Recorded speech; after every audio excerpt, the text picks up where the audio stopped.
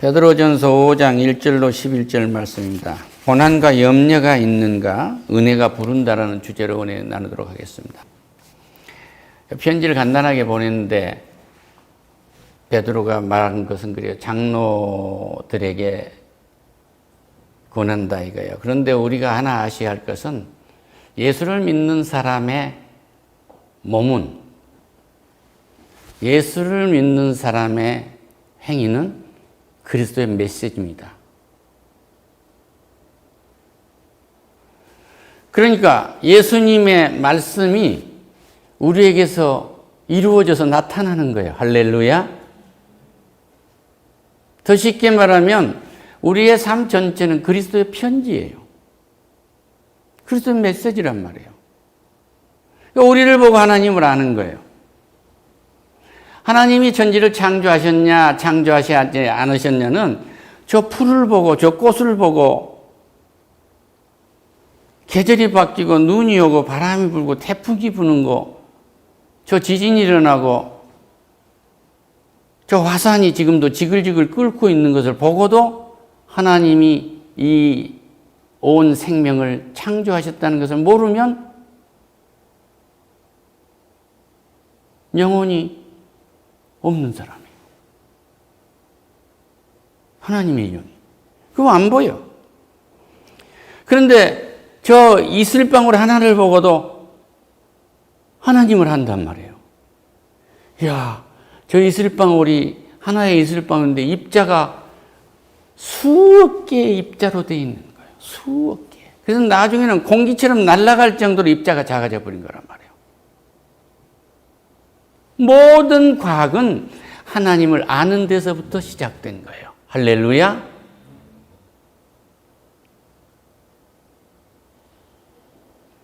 장로들이라면 교회 지도자들을 말해요. 장로들에게 베드로가 권하고 있는 것. 나는 함께 장로된 자요 그리스도의 고난의 증인이요 나타날 영광에 참여할 자니라. 여러분 아시죠? 교회 지도자들은 특별한 사람들입니다. 여러분들의 행위 자체가 메시지예요. 그런데 하나님의 메시지가 여러분에게 잘 나타나도록 하세요. 이 말씀이에요. 할렐루야. 너희 중에 하나님의 양무리를 치되 억지로 하지 말고 하나님의 뜻을 따라 자원함으로 하며 더러운 이득을 위하여 하지 말고 기꺼이 하라. 교회에서 이득을 취하려는 것을 완전히 포기하세요. 교회 지도자 된 여러분, 지도자가 된다는 것은 무엇입니까?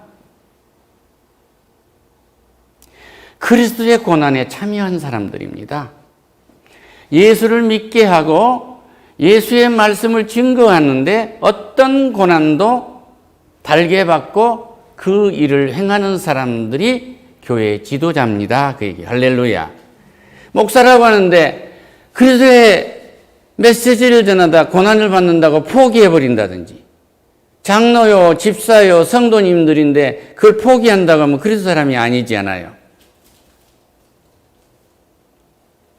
가장으로서 가족을 부양하고 살다가 조금 어려우니까 가족 던져버리고 간 사람하고 다를 바가 없는 거예요. 그것은 목자가 아니죠. 지금 이 얘기를 교회에 던지고 있는 메시지입니다.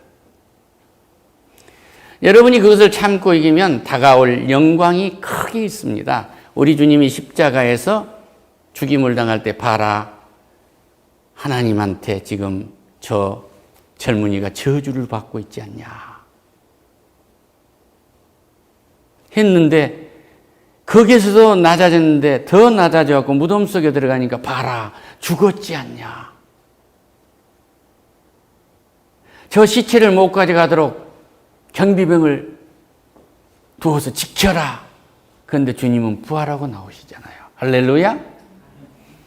여러분을 아무리 옥죄려고 해도 여러분을 그 어떤 고난, 어떤 환난이 여러분을 묶으려고 해도 여러분은 은혜가 부르고 있습니다. 할렐루야. 영광의 은혜가 부르고 있어요. 베드로가 이제 권해요. 그리하면 목자장이 나타나실 때에 시들지 아니하는 영광의 간을 얻으리라. 젊은 자들아, 위와 같이 장로들에게 순종하고 서로 겸손으로 허리를 동이라. 하나님은 교만한 자를 대적하시되 겸손한 자들에게 은혜를 주시느니라. 아멘. 여러분, 하나님을 섬기는 목자로서 활동을 하고 계십니까? 여러분은 삶은 그리스도의 편지인데 예배를 하고 가정생활을 하고 직장에서 일하고 하면서 여러분 얼마나 근면하게 하십니까? 이 말이에요. 얼마나 근면하게 하고 계십니까? 아버지는 아버지로서 근면하고 어머니는 어머니로서 근면하고 성도는 성도로서 얼마나 근면하고 계시고 교회 오면 얼마나 근면하게 하고 계십니까? 얼마나 근면하게 나보다 약한 자를 보살피고 있습니까? 이걸 아주 강하게 묻고 있는 거예요. 억지로 하지 마세요. 이것은 죄악입니다. 억지로 하는 것은 죄악입니다. 그런데 좋은 일은 억지로라도 해야 되는데 하나님은 복이 되지 않으니까 억지로 하지 말라고 해요. 수용적으로 하세요. 하나님을 기쁘게 하는 마음으로 해보시지 않겠습니까? 하나님 마음을 기쁘게 예배드리고 하나님의 마음을 기쁘게 보살펴주고 그 말씀에 자신의 뜻으로 하지 말고 말씀을 수용해서 하나님 말씀대로 한번 해보세요. 지금 이 말씀을 하고 있어요.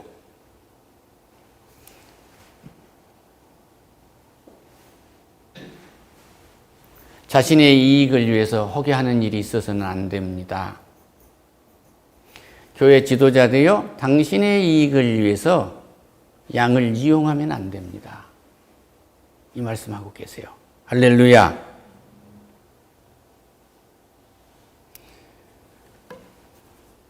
자발적으로 하세요. 자발적으로 하셔야지 그렇지 않으면 큰일 날 수 있습니다. 특히 조심할 것은요, 이 나타내면서 교만한 자를 대적하되 겸손한 자들에게 은혜를 주시느라 이랬어요. 거드름 피지 마세요. 그리고 성도를 줄 세워가지고 당신 종 만들고 조직화하려고 하지 마세요. 내 몸입니다. 예수님 몸이에요. 할렐루야. 손가락은 손가락 역할 잘하시고 발가락은 발가락 역할 잘하시고 눈은 눈의 역할 잘하시고 입은 입의 역할 잘하시면 됩니다. 그렇지 발가락 보고 야 너는 볼 수 없지 않아. 또 눈 보고 발가락이 야 너는 걷는데 중심을 잡지 못하지 않아. 팔 보고 다리가 야 너는 밥밖에 못 먹지 않아. 너는 뛸 수가 없지 않아. 이러지 말라 그 얘기예요. 모두가 다 소중하다. 할렐루야. 소중해요. 그러니까 여기에서 필요하니까 엔지니어도 주었고 필요하니까 과학자도 주었고 필요하니까 의사도 주었고 다 그런 거예요. 그러니까 의사가 됐다. 무슨 내가 교수다. 내가 장관이다. 회장이다. 이거 교회에서 그거 안 불러요. 교회에서 성도님이에요. 할렐루야. 하늘나라에 갈 수 있는 이름은 성도라는 이름 외에 없어요. 목사, 장로라는 이름도 없습니다. 성도라는 이름과 우리가 가지고 갈 은사가 딱 하나가 있는데 사랑이에요. 할렐루야. 사랑은 하나님이시니까. 나머지 여기 이 땅에서 가지고 있는 모든 재주나 모든 IQ, 모든 EQ, 이 땅에서 살아가는데 필요한 모든 것을 이 땅에 다 놓고 가는 거예요. 그런데 딱 하나가 천국에 가면 사랑하고 살아야 되거든. 그러니까 사랑을 갖고 가는 거죠. 사랑을 많이 한 상급을 받으시기를 축원합니다. 네. 그래서 이제 젊은이들에게 말씀을 하세요. 지도자들의 말씀을 따르세요. 지도자들에게 말씀을 따른 것은 그것이 겸손한 것입니다. 하나님은 교만하면 복을 저렇게 주려고 하는데 등을 돌리고 있으니까 우리가 그 복을 받을 수가 없어요. 교만은 패망의 선봉이요.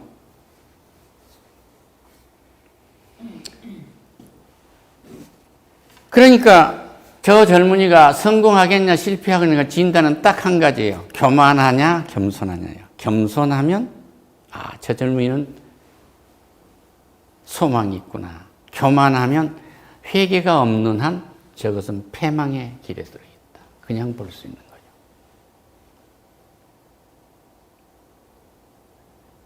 그러니까 정치인도 정당이 후보로 뽑아줬는데 사퇴할 때 정당이나 자기를 뽑아준 유권자한테 물어보지 않냐고 사퇴하면 안 돼요. 그렇죠? 계약인데. 우리는 무엇을 하든지 하나님이 보내준 은사를 가지고 왔기 때문에 내 자신이 통째로, 다시 말씀드리면 성부, 성자, 성령 이 세 분의 하나님 외에, 창조주 이 세 분 외에 모든 것은 하나님이 다 창조해낸 거예요. 하나님의 거라고. 그 하나님도 우리가 창조하신 분이 아니에요. 하나님 스스로 계신 분이란 말이에요. 모든 능력도 하나님으로부터 온 거예요. IQ 90에서 120이면 대통령도 할 수 있는 능력도 하나님이 주신 것입니다. 삼국지가 준 거 아니란 말이에요.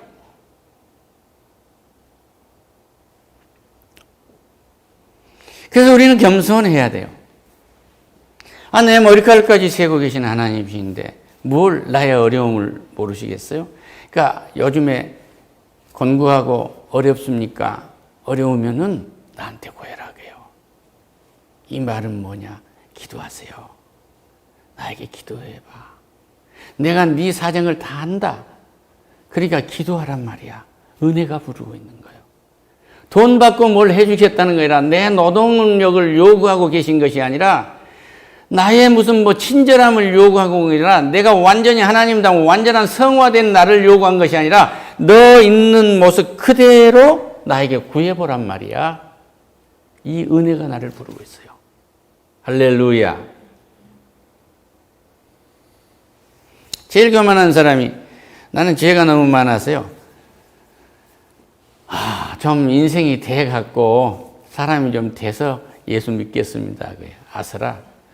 예수님의 피에 은혜로만이 우리 인격이 새로워지는 것이지 인간의 힘으로는 새로워진다고 할수록 구렁텅이에 빠는 거예요.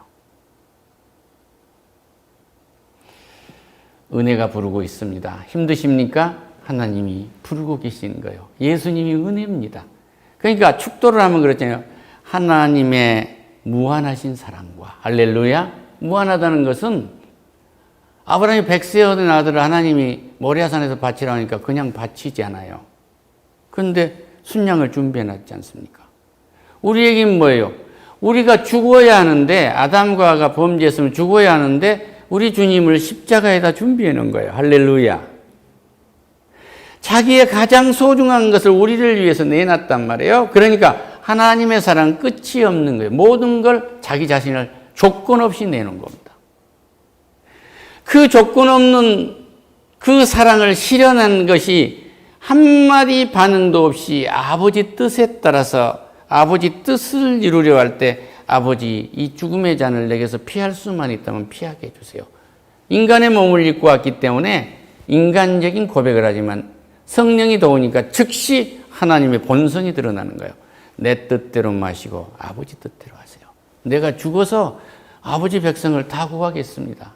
이 백성은 나에게 준 백성 아닙니까? 나를 위해서 주셨잖아요. 한 사람도 빠짐없이 내가 다 구합니다. 할렐루야. 이 일을 하신 분을 돕게 하는 것이 보혜사 성령이란 말이에요. 그러니까 성부 하나님, 성자 하나님, 성령 하나님, 삼위일체 하나님이 아버지 하나님이 주관하시고 아들 하나님이 시행하시고 그것을 이루어갈 수 있도록 성령 하나님이 돕는 일과 똑같은 일이 우리에게서 똑같이 일어나는 거예요. 예수님이 보여준 모든 것이 우리에게서 실현되는 것입니다. 할렐루야. 이것이 하나님의 계획이에요. 이 하나님의 계획이라는 은혜가 우리를 부르고 있는 거예요. 이걸 거절하면 죽습니다. 이 계획, 이 은혜 속에 들어오냐 안 들어오냐는 것은 와도 되고 안 와도 된 거 아니에요. 그렇지 않으면 죽는단 말이에요. 돌아오세요. 할렐루야. 여러분 자신이나 내 자신을 보면 하나님의 편지, 메시지가 얼마나 나타난가를 한번 보세요. 오늘 집에 들어갈 때 내 자동차 소리만 들어도 아이들이 아버지 온다 그러고 오고 내 발자국 소리만 들어도 아버지 온다 이렇게 하고, 내가 누워있든지 일어났든지 일어나서 인사를 하든지 안 하든지 다시 만난다, 반갑다, 이 밤을 같이 맞이하는구나 하고 사랑으로 다 감싸주는 아버지냐. 애비 왔는데 인사도 안 하고 누워서 그건 뭐 하는 거냐. 버르장머리 없는 놈. 이것은 인간의 욕심인 거예요. 나도 가서 어울리면 되는 거예요. 수영장에 아이들이 수영하고 있으면 같이 수영하면 되는 것입니다. 수영 시간만 그런 거 아니에요. 공부하고 있으면 같이 가서 책 보면 되는 것입니다. 할렐루야. 할렐루야. 우리 아버지에게 있으면 자유가 있는 거야. 자유가 있는 거야. 그러나 공식석상에 뭐 인사할 줄 알고 자기를 30초 이내에 표현할 수 있는 표현력을 길러내고, 이런 것 모든 것은 다 우리 아버지가 주는 은혜인데, 예수님이 십자가에 보여주셨던 그 사랑은 언제든지 표현이 가능한 거거든요. 극한의 직업 얘기하지만 십자가만큼 극한의 직업이 있었겠습니까? 극한의 직업 그러지만 무덤 속에 들어간 것만 모욕적인 이 죽음만큼이나 자존심이 상하십니까? 왜 안 해요? 다 포기하세요. 가족에게 자존심을 내세운다는 이건 죽음입니다. 하나님이 들어갈 자리가 없어요. 그 자리를 허락하시면 어떤 문제가 생길까요? 모든 것이 다 치유게 돼요. 찔림은 우리의 허물 때문이라, 상함은 우리의 죄악 때문이라. 그가 징계를 받음으로 우리는 화평을 누리고 그가 채찍에 맞음으로 나음을 입었도다. 이 화평은 하나님의 은혜가 지배하게 된단 말이에요. 할렐루야. 나가도 복받고 들어와도 복받고 우양새끼도 복받고 떡방죽 그릇도 복받고. 할렐루야. 머리가 될지언정 꼬리가 되지 아니하고, 원수가 한 길로 왔다 7길로 도망가고, 이런 역사가 우리에게 나타나는 거예요. 이 자식에게 딱 믿음이 있다면 오늘 나가도 복받을 거야, 들어와도 복받을 거야. 무슨 일이 없기를 이따위 기도하지 마시고 나가도 복받고 들어와도 복받을 거야. 할렐루야. 우리 주님은 말씀하세요. 신명기 5장 9절에서요. 내 하나님 여호와는 질투하는 하나님이신 줄 나를 미워하는 자의 죄를 갚되 아버지와 아들에게 이르기까지 3대까지 저주를 하시겠다는 거예요. 그러니까 하나님과 함께하지 않으면 3대까지 저주를 하시겠다는 겁니다.